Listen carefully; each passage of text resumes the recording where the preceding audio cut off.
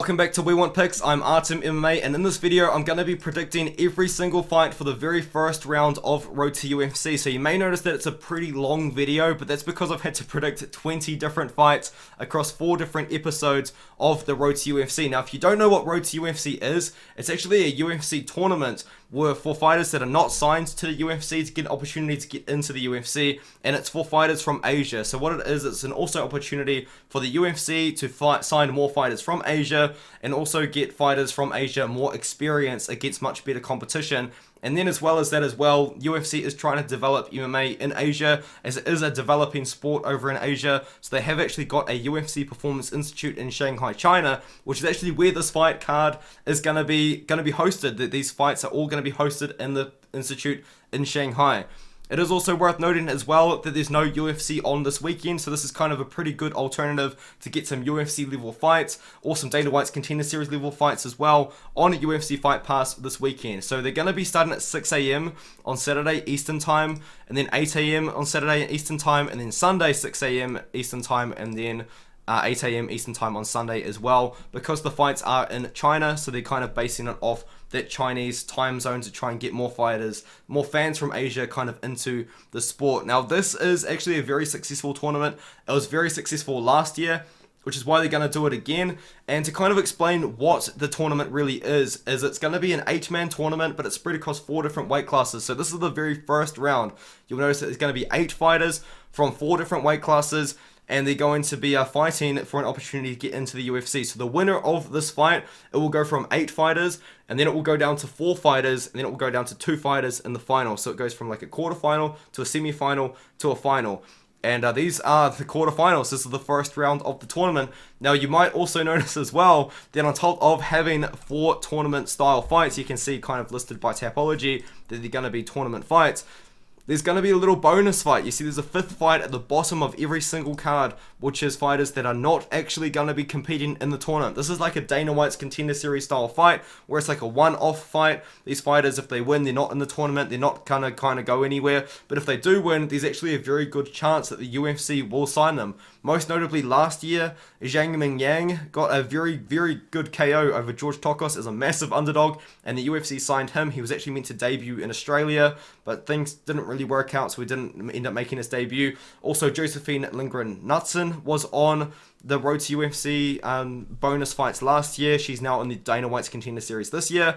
But there should be, I'm thinking and I'm hoping that there should be some more signings from these bonus fights, but what they do is they act as like a Dana White's Contender Series fight. So with that being said, hopefully that you guys understand everything that I just said and you understand how the tournament works. But if you don't understand how the tournament works and you just want to watch some UFC fights, there is going to be some UFC fights on this weekend, even though there's no UFC card. And to make it even better, there's 20 of them. There's 20 fights instead of a UFC card where you might get like anywhere between like 10 and like 13 fights. Usually sometimes you can get up to 15. There's 20 fights that are going to happen this weekend, and it should be very good. There are also some very high level fights, and this video is going to be predicting all of them. And before we do get into it, obviously I am Artem MMA, but you can also use the We Want Picks code to get the We Want Picks information there. And my We Want Picks code is that one there that I just mentioned, but I didn't explain. You can get a 3-day free trial by signing up to the We Want Picks Premium, and you get a 3-day free trial using my code ARTEM. So now with that being said, let's get straight into it. So the first episode of Road to UFC should be a very good one, and I am really looking forward to it. It's going to be featuring some flyweights and some featherweights, as also the non-tournament belt is going to be at 125 pounds with Topnoi Karam, who is a very exciting fighter with a very exciting personality. Now on top of that as well, it is going to be on at 6 a.m. Eastern Time on Saturday, broadcast on UFC Fight Pass, so maybe not the most ideal for the USA fans, but it is going to be taking place in Shanghai, which is why the times are like that. It's been taking place in China. So let's get into it. Topnoi Karam versus Nyamjagal Tumin de Barral is going to be our first fight of the entire tournament, and it's not even part of the tournament. It's that Dana White's Contender Series sort of style bonus fight. And in this one, I've got the underdog. I've got Topnoi Karam in this fight, which might be a little bit of a controversial take because 18% of people are picking him on Tapology, but I genuinely do like Topnoi Karam in this fight. I think he's the better striker. And I think he might be able to keep the fight on the feet. And if he can keep the fight on the feet, he should have a lot of success. You know, he beat Yuma Horiguchi, who recently fought for the LFA title. That's a really good win to have, a win over Yuma Horiguchi. He knocked it down and was probably going to beat Hyun-Sung Park if he didn't, you know, have bad fight IQ and get submitted eventually, which is a shame from Top No Karam because he was looking so good in that fight. But I really like Top No Karam. He is a coach at Bangtao Muay Thai. He's been around Tiger Muay Thai and Bangtao Muay Thai for a very long time. And he has been an MMA or around MMA fighters for a long time as well. And I know that because Kai Kara France, when he was on The Ultimate Fighter with Brandon Moreno years ago, Top No Karam was in the background of one of Kai Kara France's featured videos, you know, when they record themselves and talk about themselves and how they got into MMA and stuff on The Ultimate Fighter. Top No Karam was in the background because at that time, Kai Kara France was training in Thailand. Now, Yam Jabal, he's got a lot of hype coming into this fight, and it is understandable. He did kind of go a little bit viral for a 7-second KO in his last fight, and that was a really good knockout, and that knockout alone probably got him on the spotlight or on the radar for the UFC team to put him on this competition here. It's a very good win. He is a very good wrestler and grappler as well, which is very concerning because Top No Karam, he's very one-dimensional. But I like Top No Karam in this matchup. I do actually really like Top No Karam's personality, and I do hope that if he does win this fight, he does get signed to the UFC, because there is like a lot of opportunity for the UFC to build him up because of his just kind of like his natural charisma, his natural star power in a way. But I do believe that Top No Karam will win this fight, especially if it's on the feet. He's the better striker. If he can keep the fight on the feet and defend the takedowns, I think he should be able to find a KO here. He's a very, very good Muay Thai fighter. I really like his striking style. I like his striking skill set, and I think he can beat Tumin Debarel. I'm so sorry. That is a very hard name to say. And I think if he's going to win, Tumin Debarel, that is, it's going to have to be by submission. But I like Top No Karam by KO. I think he can keep the fight on the feet and knock out Yam Jabal in this matchup.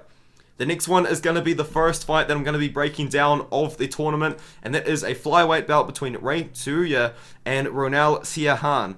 Now, this is going to be a very interesting fight because Ronel Siahan, in my opinion, is going to be the better striker in this matchup, and he's actually a very dangerous striker at that. But Ray Surya is so relentless with his wrestling and his grappling. He's going to be going for takedowns as soon as the fight begins. As soon as the fight starts, Ray Surya is going to be shooting and he's going to be grappling, and that is not going to be good for Ronel Siahan. Now, Ronel Siahan, as I did say, he's dangerous, man. This guy's got KO power on the feet at 125. And he is a very fast starter. But one thing that Ronel Siahan doesn't necessarily have is the best cardio. And even if he can survive the first round from Ray Surya constantly trying to take him down, constantly grappling him, I think he's going to slow down towards the end of the fight, and maybe Ray Surya can take over from there. Ray Surya, in my opinion, has a very good chance of winning the whole thing. He's a very talented fighter. He's very young, very good grappler. He's beaten some very good guys as well recently as well in his MMA career, but I do believe Ray Surya can take down Ronel Siahan and find a submission probably in the first or the second round. But Ronel Siahan, he might be live to get a first round KO, but I don't think Surya is going to give him that opportunity. He's going to be shooting for takedowns early, and he's going to be shooting for takedowns often, and I think he should be able to out grapple Siahan here and get a submission. He's a very big favorite here, minus 365, but I think he can get it done, and I think he will look pretty good. The next one is Jia Yi taking on Wujiebiku Jieheifu. And Wujiebiku, he took this fight on like very short notice. I think he filled in only a couple of weeks ago because Jia Yi was meant to fight somebody else, but they pulled out or something went on. So Jieheifu has stepped in. This is a short notice opportunity for him. I don't think he's going to get it done. If you guys can remember, Jia Yi fought in the finals actually. He made it all the way to the finals. He beat Keisuke Sasu, and then he beat Koyomi Matsushima. And then he fought Zhang Yang Li, and I picked Zhang Yang Li to win that fight. And I actually thought that Jia Yi probably should have gotten the decision, but obviously maybe the UFC didn't offer him the contract, or he turns down the UFC's contract to go into Road to UFC again. Potentially that's what happened. But I think he really should be able to beat Wujibeki Jieheifu. Now, Jieheifu does actually have a chance in this matchup. As crazy as it sounds, as a plus 600 underdog in MMA, that is like unheard of. He's a very good wrestler and grappler, But that's kind of all he's got, and Jia Yi is also a wrestler and grappler, but in my opinion, Jia Yi is going to be night and day, just levels above Jia Heifu on the feet in this one here, as well as probably going to be the better grappler. Like, if you look at Wujibeki Jia Heifu's career, this guy is not losing to the best competition. You know, in 2021, he was 27-9, and he lost to a 2-1 opponent. He lost to an 11-11 opponent in 2020.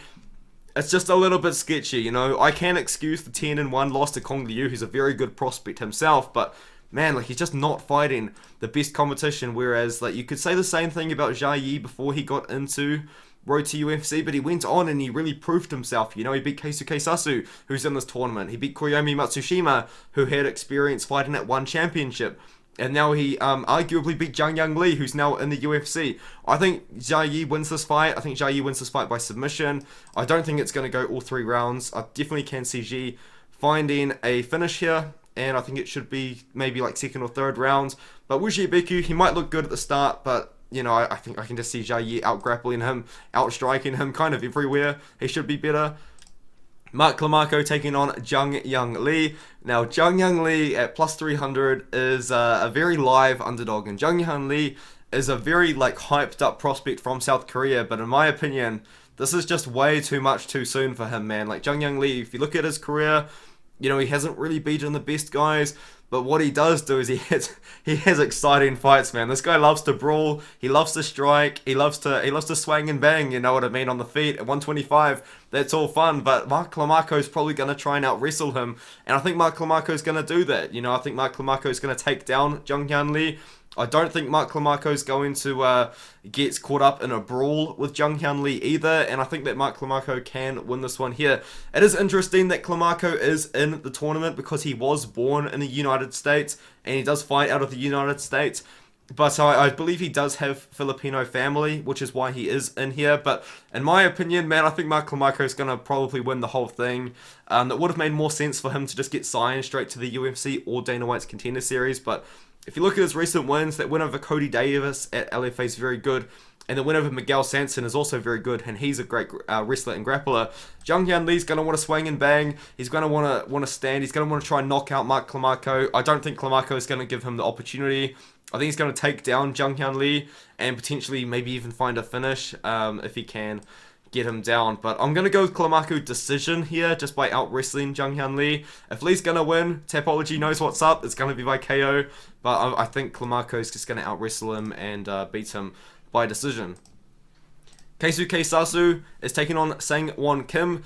Once again, very wide odds here, but Sang-Won Kim, once again, maybe not the best fighter in the world, but man, this guy is exciting. You know, he's also got a win over Jack Jenkins as well, who is now in the UFC, but that was a long time ago.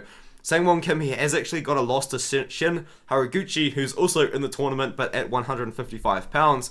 And he did go on a pretty fun 3-fight win streak, one of them actually in Australia for Hex Fighting Championships. But I like Keisuke Sasu here. He showed really good wrestling and grappling when he took on Balajin, and I think I might have overrated Balajin a little bit because Keisuke Sasu had a lot of success in that matchup. It was a very close fight, but being able to beat Balajin, who's got a very wrestling heavy style, is a very impressive win for Keisuke Sasu. And then he did manage to beat a guy recently in Shuto, which is cool. But he did fight on the Road to UFC tournament last year. He did lose to Jia Yi, but before that, he had a win over Ryoji Kudo, and if you recognize that name, it's because Ryoji Kudo is now in the PFL. He's not having the most success in the PFL, but he's having fun fights in the PFL. You know what I mean? But I think Keisuke Sasu is going to be able to make it further in the tournament than he did in the last tournament, and I think he can get past Sang-Won Kim here. Sang-Won Kim, once again, is going to probably be a very exciting fighter, but I do think that Keisuke Sasu will probably wrestle and probably grapple Sang-Won Kim, and I think he probably finds a submission at some point in the fight. So I actually do have Sasu by submission. It's a weird one, but I just can't see Sang-Won Kim being able to deal with the grappling of Keisuke Sasu, and I think Keisuke Sasu is like a smart enough fighter to be able to exploit that weakness in Sang-Won Kim's game. So I do like Sasu to win this one here. But yeah, that's kind of everything for the first round of Road to UFC of episode number 1. There is episode number 2 coming up as well, which will be on the exact same day as episode number 1 as well.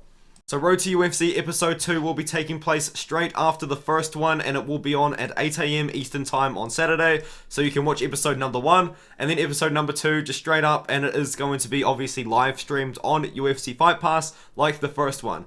This should be another good one. It's going to be the flyweights and the featherweights, and so the rest of the flyweights and the featherweights that were not on the episode number 1, if you know what I mean, in the bonus fight is going to be a banger, man. This is going to be at welterweight, and this should be a fantastic fight. I'm really looking forward to this one.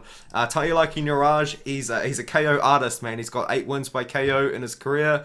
I believe almost all of them are in first round KOs, and when you watch this guy, man, he's in fun fights. This guy is in fun fights, and he just knocks people out. If he lands, he's going to knock them out. If he lands, it's over. And so it's really fun fights from Tailaki Niraj. Now, Hansel Kim is the more technical striker in this matchup. He's going to be the better grappler in this matchup as well. But Hansel Kim, he doesn't really go for offensive takedowns. You know, he did submit John Adjar in his Road to UFC performance last year, but he knocked John Adjar down first and then kind of pounced on him and got the submission after that. And it was a very good performance from Hansel Kim. And I kind of thought the UFC were just going to sign him after that. But now he's getting another Road to UFC opportunity. And I think he'll definitely get signed to the UFC if he can get past Tailaki Niraj. The odds are very interesting in this one here, in my opinion, because Hansel Kim, when he fought John Adjar, he was only like a minus 150 favorite, and in my opinion, that fight is less competitive than this one. Now, to be fair, Niraj is probably a little bit one-dimensional compared to Kim, but I think he can definitely find the KO blow if he wins. But I do have Hansel Kim here. I am picking Hansel Kim. I was really tempted to pick Tailaki Niraj. I was this close, man, but I've been put off a little bit. I do like Hansel Kim. He trains with the Korean Zombie. He'll be getting good looks there. He's the more technical striker. He's the more well-rounded fighter. And that's why I'm going to be picking Kim. But it's probably not a guy. If you're looking to parlay, I would leave Kim out of it, because Niraj, man, this guy could get a KO. And we saw last year, Zhang Mingyang, we're still waiting on him to make his debut, but he knocked out George Tokos as like a plus like 400, plus 500 underdog, which was crazy. So, yeah, we could see a similar situation there, but I am predicting it not to happen. I think Kim wins by finish here. I think this fight doesn't go the distance. I've got Kim by finish. Submission is likely as well, because as I said, Niraj is quite one-dimensional, and I'm sure Hansel Kim's team knows that, and they'll probably try to exploit that. So I've got Hansel Kim. He could knock him out on the feet, he could submit him on the ground, but I do think he gets a finish in the matchup. The next one is Jinryu Shiyi taking on Billy Pasulatan. Now, Jinryu Shiyi, I believe he's 22 years old. That is what I got on the JCK website, which is the promotion that he spent a lot of his career on. But I think this is going to be like a striker versus grappler matchup, and Jinryu Shiyi should be able to win. I think he should be able to out-wrestle Billy Pasulatan, who is the striker. So Jinryu Shiyi is the wrestler, Billy Pasulatan is the striker. And one thing you will notice as well is Billy Pasulatan is a men's strawweight. This guy's moving up a weight class to flyweight. That's right, men's strawweight does exist. Primarily only in Asia, but Billy Pasulatan, I don't think he's ever fought at flyweight before, and he's a small guy, man. He fights at 115 pounds as a male, you know, so he's going to be a lot smaller than Jinryu Shiyi in this matchup. And even then, on top of that, Billy Pasulatan, grappling isn't that good, and his cardio is not that good. So Jinryu Shiyi, with his offensive wrestling and grappling, he's going to be trying to outwork Billy Pasulatan the whole time in the wrestling. And I think it's going to wear on Billy, and I think Jinryu Shiyi will be able to kind of take over as the fight goes on. I like Jinryu Shiyi, probably by decision here. Billy Pasulatan will probably be live at all times. You know, this guy gets KOs. But I've got Jinryu Shiyi. You've got to kind of take the guy that's the wrestler in the matchup, and also the guy that's going to have the size advantage as the wrestler. So I like Jinryu Shiyi to win this one here by decision as well. Billy is live as an underdog. And as you can see, Tapology kind of does see a path to victory for him. But I do believe Jinryu Shiyi should be able to get it done. This one here is a fight which if you're wanting to put money on the card, don't put it on this one again. This is a fight to avoid. This is a close fight, in my opinion. This is the closest fight on the entire card. This is the closest fight out of the first and second episode, and the odds do reflect that. You can see Yubi Jali is only plus 115 as an underdog to Kuya Kanda. Now, this is going to be a bit of a step up in competition for both guys. And it's a weird fight, because Yubi Jali is going to probably want to keep the fight on the feet, whereas Kuya Kanda is a good striker himself, but he can wrestle as well. He can go for offensive takedowns. Now, Ubicelli can as well. I mean, he's very experienced now. This will be like his, 34th professional fight? 35th, actually. Quick maths, but... yeah, anyway, it could be really bad as well. Like, both guys are pretty hittable on the feet, and they're both pretty low volume on the feet as well. But Koya Kanda is more well-rounded, in my opinion. He's probably more skilled as well. If you do go to Ubicelli, I believe he's won the JCK tournament a couple of times now, but he's not really beaten the best guys to do that, is he? So, I am going to go with Koya Kanda by decision. I don't trust this fight, man. This is going to be a close fight. It could go the distance, and it could be a split decision. Like, it's going to be close. Like, both guys, pretty low volume strikers, but also both guys are pretty hittable. Koya Kanda will probably be going for takedowns, but Ubicelli is pretty good at defending takedowns. It's just going to be... It's going to be a bit of a mess. I'll just say it like that. It's not a fight I'm confident in whatsoever. So I'll move on to the next one. And this is a much more confident pick for me. Sumit Kamar taking on Seungak Choi. Sumit Kamar does train in the USA. He does train at Team Alpha Male. And I do believe he's trained at a couple of other gyms in the USA as well. But this guy's record is scaring me off, man. Like, he's 4-0. But, like, a couple of fights have been overturned due to... like, maybe fighting guys that were purposely meant to lose against him. I don't really know. But they've been flagged by Tapology as, like, sketchy fights. And of those wins that are left, he's never beaten anyone that has a win. You know, he has beaten a 2-0 guy at one point in his career that was overturned. So, yeah, Sumit Kamar's going to want to wrestle offensively. But Seungak Choi is just going to be better than him, man. Seungak Choi, you know, I thought he was going to win against Hyun-Sung Park. I actually picked him to beat Hyun-Sung Park. And he was maybe potentially on his way to winning that fight. Park did take over towards the end. He did end up getting the submission. But before that, he beat Kulun, who was a very good fighter from China.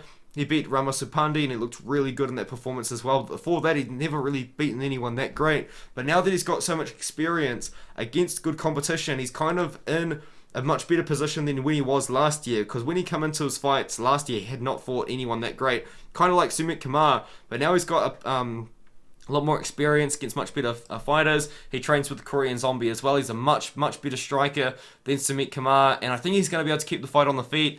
And he should probably maybe even be able to find a knockout in this one here. I'm going to go with Seungak Choi by KO here. I just don't trust Sumit Kamar, man. I know Sumit Kamar's getting a lot of high-level training right now. He's in Team Alpha Male, but you just gotta kind of look at the records, and when you watch his fights, he's just getting no resistance whatsoever. He's never been cut open. He's never been hurt. No one's ever like given him any resistance. He's just dominated everything. Whereas Seungak Choi has felt resistance in his career, and he knows how to deal with that. So I'm just gonna go Choi by KO in this matchup here. He's a pretty big favorite. He should be able to get it done. And this next fight, I'm really looking forward to this one, man. I am all over Kai-Win Lee in this fight as well. Kai-Win Lee, he's got a lot of fight experience for one championship, and a lot of that experience come when he was younger. Now, there's a lot of kind of little things that you could notice here. He's been very inactive. He's fought 2 times in the last 3.5 years, but I think he's been dealing with injuries. And with Liu Kai, I don't rate him that highly personally. I was very surprised that he managed to get past Unger Hans, and then he did lose to Zhang Yang Li, which kind of does happen, but I just don't rate Liu Kai too much. These guys both actually have pretty similar styles, which is they like to strike, and they like to throw powerful shots, and they like to knock each other out, and it's kind of probably is going to come down to who lands first, but I'm going to go with Lee Kai-Win here to win by KO in the first round. I think he can land first. And I think he's the better fighter than Liu Kai. And on top of that as well, Liu Kai took this fight on short notice. He's filling in for a different opponent. Lee Kai-Win was meant to fight someone else. And now Liu Kai has stepped in. So I've got Lee Kai-Win by KO in the very first round. You know, he's also got a lot of experience fighting for one championship.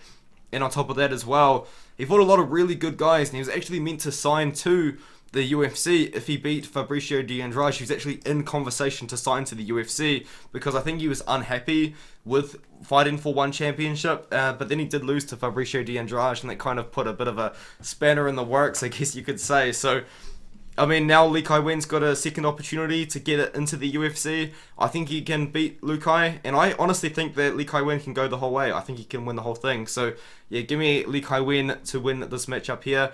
And that is my predictions for the second episode. It should be a good one. The second episode should be good. I think there might be a couple of duds in this one here, but there's going to be some bangers, man. The featured fight is great.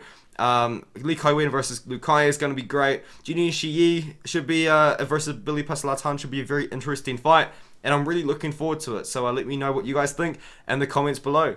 So Road to UFC Episode 3 will be taking place at Sunday, 6 AM Eastern Time, so this will be the day after Episode 1 and 2, and it should be another pretty good one. It's going to be the lightweights and the bantamweights, and once again the featured fight is going to be at 170 pounds, and it is Chris Hoffman taking on Sang-Hoon Yu. Now both of these guys are older at welterweight, they're both 33 years old, and Chris Hoffman, I believe, was born in the Philippines. I think he was on the Filipino wrestling team at one point as well. And I'm actually going to pick him to win. He probably is going to be the underdog as well. But I looked into his fights, and this guy's got KO power. I like him on the feet. Sang-Hoon Yu, you know, he lost on Dana White's Contender Series to Peter Barrett. And then he got KO'd by Andre Fialho. Now, those losses do happen, but I think he's going to get caught. I think he's going to get caught by Chris Hoffman, and Chris Hoffman can wrestle as well, and I just don't see Sang-Hoon Yu being defensively sound on the feet, and I don't see him being that defensively sound when it comes to the wrestling as well. So I actually do think that Chris Hoffman will be able to find a KO blow in this matchup, but it's such a risky pick. It comes down to not putting any money on it, really. I wouldn't bet this fight. It's just a bad fight to bet, really. It really is. You know, Chris Hoffman, he's only fought once, I believe, in the last 4 years. He's fought since then and won by second round KO, but he's not fighting the best guys in the world, you know, but he does have a good win over John Andajar, who was actually like a celebrity in the Philippines as well. I think he was actually on like a Filipino beauty pageant and like Filipino reality shows. Like, it's a pretty fun win to have on your record. But I think that Chris Hoffman does find the KO here. He's probably going to be the underdog as well, but as I said, I wouldn't bet this fight. It's a little bit sketchy. And another fight, which I'm probably picking the underdog on, is going to be Long Zhao versus Shohei Noze. I'm going to pick Long Zhao in this matchup here. The UFC, for some reason, really wants to sign Long Zhao. I don't really know what it is about him, but the UFC, they love him for some reason. He fought on Dana White's Contender Series against Christian Quinones and lost to a pretty competitive decision, and Quinones went on to KO Khalid Taha in the first round, so that's not that bad of a loss. And then he did win a couple of times over the not best competition. And then he was meant to be on the Road to UFC tournament last year. And something happened here. I think he missed weight against Minwoo Kim, or he was sick. And then he was meant to fight Felipe Lima in a Road to UFC bonus fight. And he got injured, so he didn't end up fighting Felipe Lima. But now he's back. He's fighting Shohei Noze. He's obviously been training the whole time. He would have been improving too. He's only 25 years old. And as I said, for some reason, the UFC really wants him in the UFC, which is interesting. But Shohei Noze is such a weird run in the Road to UFC last year. You know, he beat Wulichi Burin, who was actually a former UFC fighter, but he beat him by injury, and you couldn't really tell anything from that fight. And then he got sacrificed to Rinya Nakamura, who is an absolute beast, and probably is Road to UFC's like best chance of having a champion come out of this tournament, because Rinya Nakamura is insanely good, man. He's so good. But yeah, I think that Shohei Noze is he's probably gonna be maybe better striker than Long Zhao, but Long Zhao, as I said, he had a competitive fight against Christian Quinones. He did get knocked down in that fight. He did get a takedown against Christian Quinones. I just think Long Zhao is well-rounded. I think wherever the fight goes, I think he's going to be there. I think he's going to be ready. And I think he can beat Shohei Noze by decision in this fight here. I think he can take down Shohei Noze. I think he can clinch with Shohei Noze. And I think he can strike. I'm going to pick him, man. It's a really sketchy pick that I don't feel that good about, but I just don't mind Long Zhao's chances here, and there's something about him that UFC really likes. I don't really know, but I do encourage you to watch his Dana White's Contender Series fight, and that was a long time ago too. He would have improved by then. He was only, like 23 and a half years old? Now he's 25. He would have made a lot of improvements since then. He's been training, you know, so I'm going to go Long Zhao in that fight. Kazuma Maruyama taking on Sung-Uk Kim in the next one. Sketchy fight, to be honest. I'm gonna be really mean here. I'm gonna be really mean. I just don't think Kazuma Maruyama's that good. And that's kind of it, you know. I just don't rate him too highly. You know, he did lose recently to a guy called Anna Masenza, who is a pretty good fighter. But he did lose. I did beat a couple of guys that just aren't that good, and he doesn't look good when people are trying to take him down. And Sang-Uk Kim is going to try and take him down. Sang-Uk Kim is probably going to offensively wrestle against Kazuma Mariana, and he should probably be able to beat him, but it just, like, who's he beating? Like, he's not beaten very good opponents, and it's just, it's so sketchy, this fight, man. I'm picking Sang-Uk Kim, but who knows, dude? Like, I know this is a really bad breakdown of this fight, but you'll probably see it on the night. Like, it's a bit of a sketchy fight. Sang-Uk Kim should win. Has he beaten good competition? Absolutely not. Has Kazuma Maruyama beaten good competition? Absolutely not. But Sang-Uk Kim does look good offensively wrestling, and Kazuma Maruyama looks bad when he has to defend takedowns, and his takedown defense in general isn't that good. So I do have Kim to win by decision in this matchup here. It's an interesting fight though. But now we move on to a fight I'm really, really excited about. Shuya Kamikubo versus Bayaying Gialisi. I believe Bayaying Gialisi might be 23 years old. I think that's what JCK said. But aside from that though, I think Shuya Kamikubo, he's my pick to win the whole thing, man. This guy is something special, dude. He is really, really good. And he has fought in the one championship for a very long time. He went 6-0 for one championship. I don't know why he left one championship, but maybe he left one championship hoping to get signed by the UFC, and they've just put him in the tournament.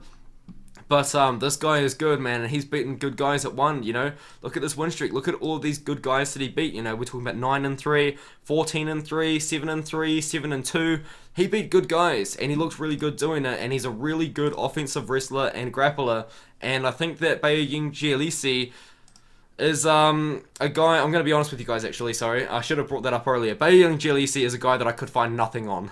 I genuinely couldn't find much on him. I did go to JCK, and I did see that he's 23 years old, but when it comes to finding his fights, I really couldn't find much. I could find his debut, which was cool, but he was debuting against a 15-6 fighter, and that didn't go very well, and then I just couldn't really find anything on this guy, so I'm going to be honest with you guys, but to be fair, it probably wouldn't really matter too much because I do just rate Shuya Kamikubo that highly.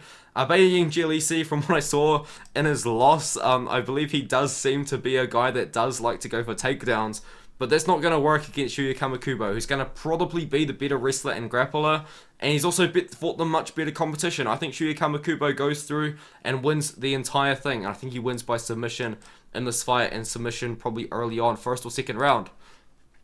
Now, Zhu Rong is taking on Sung Chang Hong. This is an interesting fight because Zhu Rong, if you guys may or may not remember, he was actually in the UFC as recent as a year and 2 months ago. And he did beat Brandon Jenkins, but Brandon Jenkins didn't have the best UFC run. And then he lost to Zach Gisola in the PFL. And I encourage, we're getting off topic here. But if you have not seen Zach Gisola versus Brandon Jenkins, you have to, man. Like, that was a fight. That was a fight, that's for sure. But anyway, yeah, Zhu Rong really let me down in the UFC. I really thought Zhu Rong was a guy that could definitely go on and do something and be one of those really good fighters from China. But he come in and just did nothing against Rodrigo Vargas. He did absolutely nothing in that fight. It was a very weird fight to watch, very frustrating fight to watch. And then he did go on to beat Brandon Jenkins, which is cool. But then he lost to Ignacio Bahamondes, and he didn't look very good in that fight. But then he did look a lot better when he fought Felipe Maya. And I think he can beat Sung Chang Hong. So I've just kind of talked down Zhu Rong for the last minute or so, just to pick him in this fight. I do think he can beat Sung Chang Hong. Sung Chang Hong is going to be the worst striker in this one here, in my opinion. But he is going to want to offensively wrestle. Now, Zhu Rong has good wrestling himself. So, and he's got pretty good grappling as well. So I don't really mind Zhu Rong's chances to keep the fight on the feet. And if he can keep the fight on the feet, he should be the much better striker, and he probably should be able to find something against Sung Chang Hong. Do I think that he could find a KO? Maybe not, but I do like Zhu Rong's chances to keep the fight on the feet and win a decision. Sung Chang Hong, he's not really beating the best guys. He's not the most dangerous guy in the world either. Like, he's taking guys that are 1-1 to decision, so it's not like we've really got to worry too much in this fight here. I like Jurong by KO or decision, as kind of Tapology really loves him by KO. But yeah, I've got Jurong probably. I think more decision might be more likely, but I might just go with the KO because Tapology's kind of pressured me into it. But anyway, hopefully you guys enjoyed that one there. That is Road to UFC episode 3. That will be taking place on Sunday at 6 a.m. Eastern time, and it will be followed up by Road to UFC episode 4. Road to UFC episode 4 is going to be the 4th and also the final episode of the very first round of the Road to UFC tournament. It will be broadcast at Sunday at 8 a.m. Eastern time, and should be a pretty good one here, Sunday the 28th of the 5th. 8 a.m. Eastern time, so you can watch episode number 3 and episode number 4 back to back, live streamed on UFC Fight Pass. The first fight of the night is going to be Sim Kai-jong taking on Peter Deniso. And in my opinion, Sim Kai-jong is probably the best fighter to come out of Singapore so far, you know, because obviously it's a developing sport in Singapore and also kind of in surrounding areas. And I do believe Sim Kai-jong is the best fighter to come out of there. He's got really good wins. In fact, one win over Chang Ho Lee over at Brave, and Chang Ho Lee is literally in the tournament at bantamweight, but this fight is going to be at flyweight, and he is taking on Peter Deniso, who I believe is actually a teammate of Top Noi Karam, because you do see Top Noi Karam tagging him in like a lot of posts and stories that he puts up. But once again, Peter Deniso is on a 5-fight win streak. Both of these guys are on 5-fight win streaks as pros. But Deniso did lose his first 2 pro MMA fights, but he's made a lot more improvements since then. He hasn't really beaten the best competition at all. He did beat a guy that was 3-0 recently, which is good. And as you can expect from the fighter out of Thailand, he does have very good Muay Thai. But I like Sim Kai-jong to win by submission here. Sim Kai-jong, he can wrestle, he can grapple, and more importantly, he submitted a much better fighter, in my opinion, in Chang Ho Lee, who was in the tournament. And then on top of that as well, a lot of amateur MMA experience as well, which is what you do like to see. So in the very first fight of this card, and also in the featured fight, is Sim Kai-jong to win by submission as my pick. And I think he can get it done there. Most people on Tapology are picking him as well. I wouldn't really mind if Sim Kai-jong just got signed straight to the UFC. But it'd be interesting to see. It might be a little bit too much too soon, but we'll see how he looks in this performance here. The next one is Apiraim Ginting taking on Dayomisi Zarupasi. I believe Dayomisi Zarupasi is also quite young, as a lot of these Chinese fighters tend to be. I'm not actually too sure how old Apiraim Ginting is, but both of these guys have a pretty similar style. They both kind of like to wrestle. They both like to grapple as well. But Dayomisi Zarupasi, in my opinion, is the better wrestler out of the two. And I think he's more well-rounded as well. Apiraim Ginting doesn't really have the best striking in the world, whereas Dayomisi does have a little bit of striking. If he needs to keep the fight on the feet, he probably could. But I do like Dayomisi. He should be able to get the better of the wrestling transitions here. He should be the stronger fighter as well. He will be slightly bigger than Apiraim Ginting, who hasn't really beaten the best guys in the world, but neither has Dayomisi. You know, he's beaten some pretty not so great guys himself. But I do like Dayomisi in this one here. He should be bigger, he should be better, and he should be more well-rounded. So I am going to be picking him to win this matchup here. And so I've got Zarupasi to win this fight. I'm probably going to go with the submission because he does like to grapple, he does like to go for subs, but I wouldn't be too surprised if it is a decision because these guys, as I said, they're both grapplers. The next one is going to be Windry Patilamar taking on Shin Horiguchi. Now, Shin Horiguchi, man, this guy is very interesting, and I really hope if he wins the whole thing and if he does get signed to the UFC, that he goes down a weight class, man. This guy is so small for 155 pounds. He definitely doesn't cut weight. I kind of find it hard to believe that if he does cut weight, because he is only 5'6" at 155, and he's not like a built-up 5'6". It's not like Alexander Volkanovski fighting at 155. It's Shin Horiguchi fighting at 155. You'll see what I mean in this fight here, but Windry Patilamar is not really the biggest guy either. He has fought at 170 pounds in the past, but he kind of does also seem like a guy that isn't really cutting a lot of weight. But Shin Horiguchi, man, this guy is so talented, but he's so small for lightweight. This guy, he needs to move down a weight class, man. Maybe even 2. I don't know, but you'll see what I mean on Fight Night. But this guy is so good. Shin Horiguchi is insanely talented. He's a Japanese wrestler. I believe he's like a champion for Japan in wrestling. I believe he's won like an Asian tournament. Like just really good freestyle wrestler. And on top of that, he's a very good striker as well, man. He had a really good win over, I believe it was the Naoki Kotani fight, which I watched, where he just dominated this experienced fighter in Naoki Kotani, who had over 50 professional fights, and just absolutely dominated him. And that's what he does. He just dominates his opponents, but he's so small. Windry Patilima, I don't think Windry Patilima is going to actually offer too much adversity, I guess you could say, to Shin Haraguchi. Now, he is 8-0 and he has actually fought pretty good guys himself, and I was actually quite excited to see him in the Road to UFC tournament. But man, like, getting Shin Haraguchi on your first fight is rough, and I just don't think Windry Patilima is going to be able to kind of offer that kind of resistance to someone as skilled and as talented as Shin Haraguchi, because even then, if Shin Haraguchi's having problems on the ground, he can probably keep it on the feet. So yeah, this sounds like a really one-sided breakdown, and it kind of is. I think Shin Haraguchi wins the whole thing, man. This guy he's so good. Shin Haraguchi is truly a fantastic fighter. If he loses, I will look like an absolute idiot, but yeah, for now, I'm definitely on the Shin Haraguchi side. He probably does win by ground and pound TKO as well, and you guys will see his skills, but you also see his lack of size in the fight as well. He's so small for 155. He needs to go down a weight class, and maybe he could get away with going down 2. Like, he is not big for 155 by any means at all.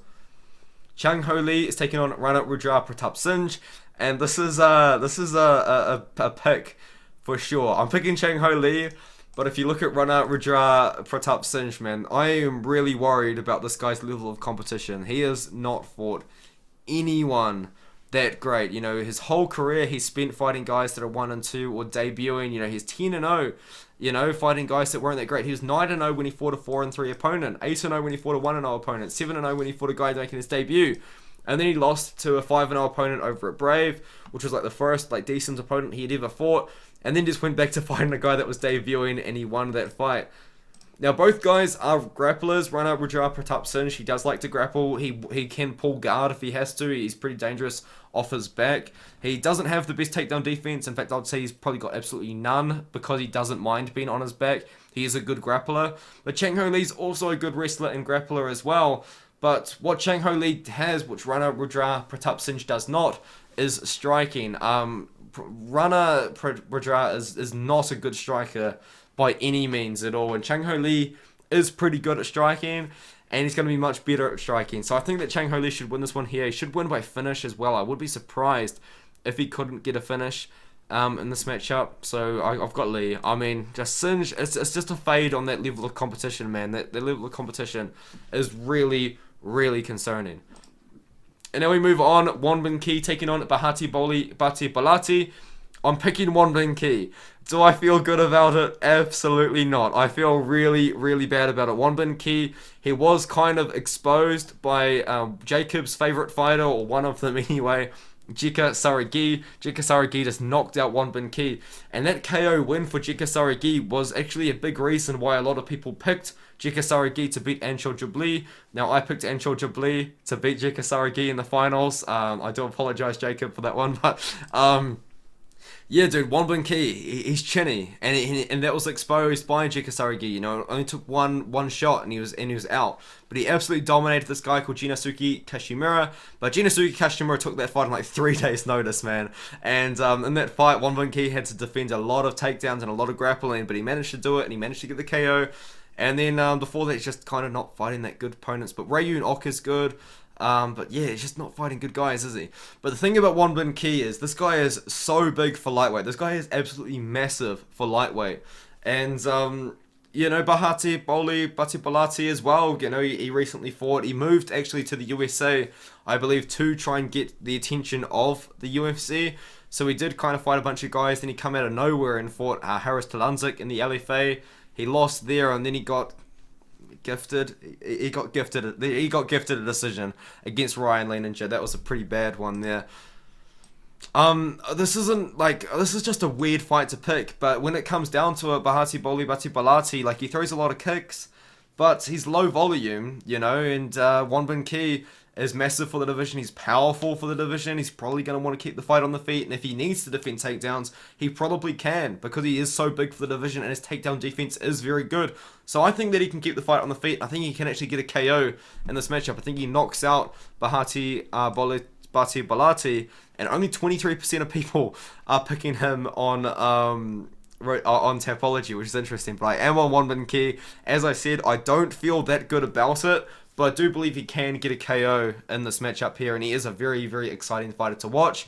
Even though he did get KO'd by Jekasaragi in that fight. But yeah, Wonbin Ki, he's massive for lightweight. I think he can keep the fight on the feet. He's dangerous, and I think he's more dangerous than Batu Balati, who is a pretty low volume fighter. And I think that Wonbin Ki gets it done. And that's kind of all my picks for not just Road to UFC 4, but all of my Road to UFC predictions as well for the whole tournament. It should be a good one. I'm really looking forward to it. Let me know what you think about the whole tournament in the comments below. And as always, I will see you guys in the next one.